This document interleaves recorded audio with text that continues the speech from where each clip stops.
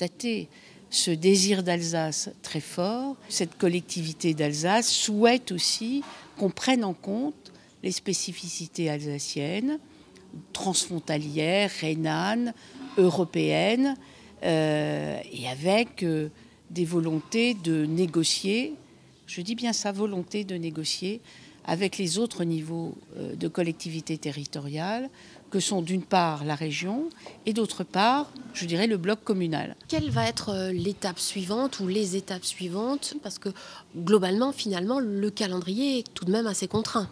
Alors, il va y avoir des équipes administratives qui vont travailler ensemble, aussi bien des représentants des collectivités territoriales régionales, départementales, des collectivités que sont les intercommunalités, pour travailler sur ce qui est essentiel pour eux, c'est-à-dire les compétences.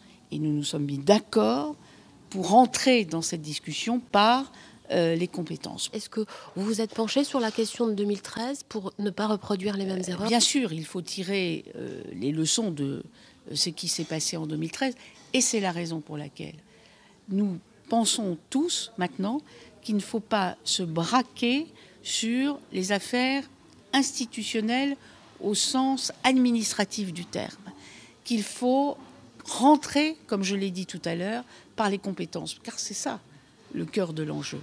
Et il est évident que nous nous sommes mis d'accord sur la méthode et que cette méthode va se mettre en place et qu'elle aboutira, j'en suis quasi certaine, à la création d'une collectivité territoriale alsacienne.